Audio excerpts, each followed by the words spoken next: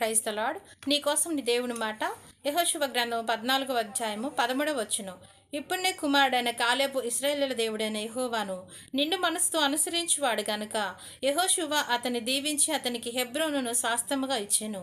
నీవు దేవుణ్ణి నిండు మనసుతో ఆరాధించే వ్యక్తిగా నీవు ఉన్నట్లయితే కాలేబుకి ఏ విధంగా ఒక స్వాస్థ్యం అనేది దక్కిందో నీ జీవితంలో కూడా దేవుడు తప్పకుండా ఇవ్వవలసినటువంటి భాగాన్ని నీకు ఇస్తాడని దేవుడు నీతో మాట్లాడుతున్నాడు. నీవు కూడా దేవుని నిండు మనసుతో ఆరాధించి నిండు మనసుతో అనుసరించేటువంటి వ్యక్తిగా ఉన్నట్లయితే, అంటే నిండు మనసు అంటే దేవుణ్ణి ప్రేమించే విషయము, లోబడే విషయము, ఇచ్చే విషయము, ప్రయాసపడే విషయంలో సంపూర్ణతమైనటువంటి భక్తిని, సంపూర్ణత విధేయత, సంపూర్ణమైనటువంటి సమర్పణ నీకున్నట్లయితే దేవుడు దానికి కొలతగా ఒక భాగాన్ని, ఒక స్వాస్థాన్ని, ఒక బహుమానాన్ని నీకు కూడా రప్పించి ఇస్తాడని దేవుడు నీతో మాట్లాడుతున్నాడు. May God bless you.